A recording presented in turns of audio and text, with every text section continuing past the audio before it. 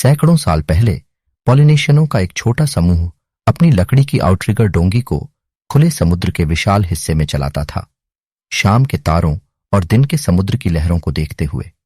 इन लोगों ने अपनी जन्मभूमि कब और क्यों छोड़ी, यह एक रहस्य बना हुआ है। लेकिन जो स्पष्ट है वह यह है कि उन्होंने घुमावदार पहाड़ियों और ताड़ के पेड़ों के हरे भरे कालीन वाले एक छोटे निर्जन द्वीप को अपना नया घर बनाया। अंततः अपने 63 वर्ग मील के स्वर्ग का नाम रापा नुई रखा, जो अब लोकप्रिय रूप से ईस्टर द्वीप के रूप में जाना जाता है। दक्षिण अमेरिका के पश्चिम में लगभग 2300 मील और निकटतम द्वीप से 1100 मील दूर इस चौकी पर नवागंतुकों ने ज्वालामुखीय पत्थर, नक्काशीदार मोई, अपने पूर्वजों के सम्मान में बनाई गई अखंड मूर्तियों को उकेरा। उन्होंने औसतन 13 फीट ऊंचे और 14 टन वजनी पत्थर के विशाल खंडों को द्वीप के चारों ओर विभिन्न औपचारिक संरचनाओं में स्थानांतरित कर दिया।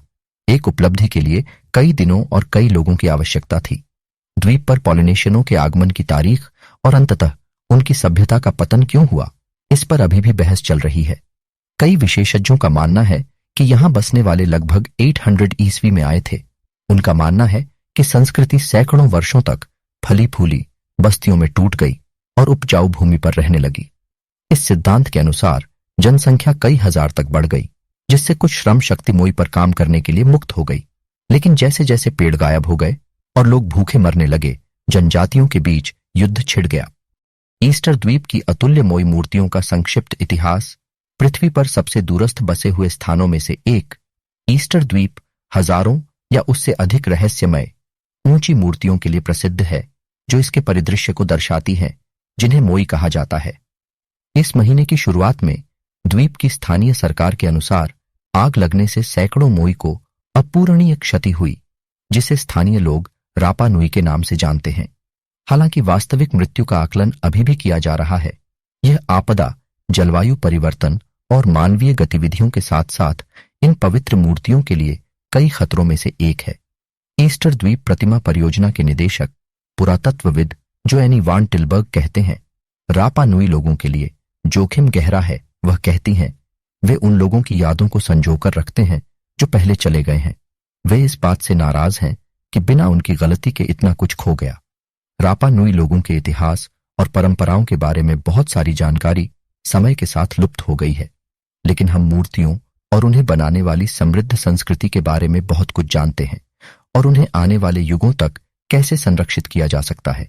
मोई क्या है और इन्हें किसने बनाया? द्वीप पर नवीनतम गणना के अनुसार कुल 1043 मोई हैं। ज्वालामुखीय पत्थर से बने प्रमुख सिरों वाली विशाल मूर्तियां। आम धारणा के विपरीत वे सिर्फ सिर नहीं हैं, उनके पास धड़ भी हैं, हालांकि कई आंशिक रूप से या पूरी तरह से दबे हुए हैं। औसतन उनकी ऊंचाई 13 फीट होती है और वजन 10 मीट्रिक टन होता है। अधिकांश मूर्तियां आहू नामक पत्थर के मंच पर समुद्र की ओर पीठ करके खड़ी हैं, जिसमें 15 मूर्तियां हैं। कुछ मोई अपने सिर पर पुकाव नामक बेलनाकार लाल पत्थरों से सुशोभित होते हैं, जो बालों की चोटी का प्रतिनिधित्व करता है। लेकिन द्वीप पर मोई की सही संख्या अज्ञात है, क्योंकि कई लोग द्वीप के दक्षिणी तट पर राणो राराकू खदान में दबे हुए हैं, जहां मूर्तियां बनाई गई थीं। सबसे बड़ी खोजी गई मोई, जिसका नाम एल गिगांटे है, वह है जो कभी राणो राराकू से नहीं बनी। यह 69 फीट लंबा है और माना जाता है कि इसका वजन लगभग 200 मीट्रिक टन है। ये मूर्तियां ईस्टर रविवार 1722 को द्वीप पर पहले यूरोपीय के आने से सैकड़ों साल पहले बनाई गई थीं। वैन टिलबर्ग का मानना है कि पॉलिनेशियनों ने 1000 ईस्वी के आसपास द्वीप की खोज की और उन्नत सामाजिक, राजनीतिक और धार्मिक प्रणाली विकसित की, जिसने महान मोई का निर्माण किया। द्वीप पर पाई गई सबसे पुरानी मूर्तियां 1300 ई की हैं और सबसे छोटी मूर्तियां 1500 के दशक के अंत या 1600 के दशक की शुरुआत की हैं। मोई का निर्माण क्यों किया गया? रापा नुई लोगों का मानना था कि उनके प्रमुख देवताओं के वंशज थे और मृत्यु के बाद वे एक बार फिर दिव्य बन जाएंगे। मूर्तियों का निर्माण अस्थायी रूप से उनके पूर्वजों की आत्माओं को समाहित करने के लिए किया गया था। जिस आहू पर वे खड़े हैं वह कभी मृत्यु अनुष्ठानों का स्थल था और खुदाई में कुछ स्थलों पर मानव अवशेष मिले हैं। दोनों का अंतिम संस्कार किया गया और दफनाया गया।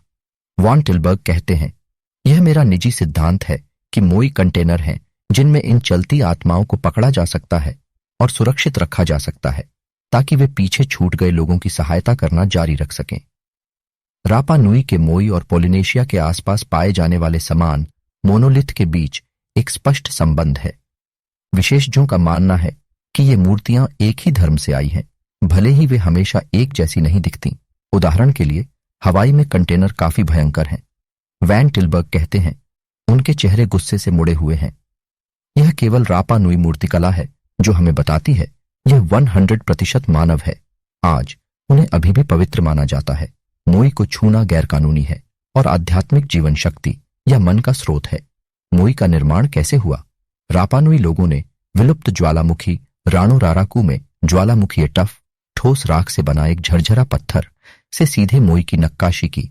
मोई नक्काशी करने वालों को कुशल कारीगर माना जाता था और उनके काम के लिए उन्हें सम्मानित किया जाता था। वान टिलबर्ग कहते हैं, उनकी प्रक्रिया अविश्वसनीय रूप से गुप्त थी और नक्काशी करने वालों ने निर्माण के दौरान आत्माओं को नाराज न करने का बहुत ध्यान रखा। ऐसा माना जाता है कि नक्काशी करने वाले मूर्ति के सामने और किनारों पर काम करना शुरू कर देंगे, फिर धीरे धीरे पीछे की चट्टान को खदान की चट्टान से अलग कर देंगे। फिर प्रतिमा को नीचे की ओर ले जाया जाएगा और एक छेद में सीधा रखा जाएगा, जहां नक्काशी करने वाले इसकी पीठ को खत्म करेंगे और इसकी सतह पर पेट्रोग्लिफ जोड़ देंगे। इसके साथ ही प्रतिमा पूर्ण हो जाएगी। उन लोगों का क्या हुआ जिन्होंने मोई का निर्माण किया? जनसंख्या बढ़ने के कारण द्वीप के प्रचुर संसाधन तेजी से समाप्त हो गए। 1700 के दशक में जब पहला यूरोपीय द्वीप पर आया, तब तक द्वीप में वनों की कटाई हो चुकी थी, जिससे फसलों के लिए जगह बनने की संभावना थी। वान टिलबर्ग का कहना है कि पेड़ों के बिना लोगों ने अनुकूलन करने की कोशिश की। साक्ष्य से पता चलता है कि द्वीप को पुनर्जीवित करने के लिए अलग अलग प्रयास किए गए थे। रापा नुई भी द्वीप के भीतर अंतर्देशीय और तट दोनों तरफ चले गए। रापा नुई भूमि उपयोग का अध्ययन करने वाली पुरातत्वविद मारा मुलरूनी के अनुसार अंतर्देशीय किसानों ने तारों और शकरकंद जैसी फसलों के लिए उन्नत प्रणालियां बनाई जो उन्हें तेज हवाओं, तापमान में उतार चढ़ाव और तेज वाष्पीकरण से बचाती थीं। लेकिन उपनिवेशीकरण, दास व्यापार और कई महामारियों ने इसका असर डाला। 1877 तक द्वीप की जनसंख्या घटकर 111 रह गई। जनसंख्या में फिर से वृद्धि हुई है। आज लगभग 7000 की आबादी में अनुमानित 2000 मूल लोग वहां रहते हैं, लेकिन द्वीप के लिए खतरा अभी भी बना हुआ है। मनुष्य मोई को कैसे प्रभावित कर रहे हैं? मोई का अधिकांश भाग द्वीप के तट से घिरा है, जो जलवायु परिवर्तन और तटीय कटाव के कारण समुद्र के बढ़ते स्तर के प्रति तुरंत संवेदनशील है। वान टिलबर्ग का कहना है कि रैपा नुई ने सदियों पहले इसकी भविष्यवाणी की थी और समुद्री दीवारें बनाई थीं, जिनमें से कुछ ढह रही हैं और उन्हें सुदृढ़ करने की आवश्यकता है। वान टिलबर्ग का कहना है कि रापा नुई लोग परंपरागत रूप से उस रखरखाव के प्रभारी रहे हैं। यह समूह की जिम्मेदारी थी कि वे मौसमी आधार पर काम करें, जिससे उनकी साइटों की सुरक्षा हो। उन्हें समारोहों से पहले उन्हें साफ करना था, उन्हें सुधारना था दीवार।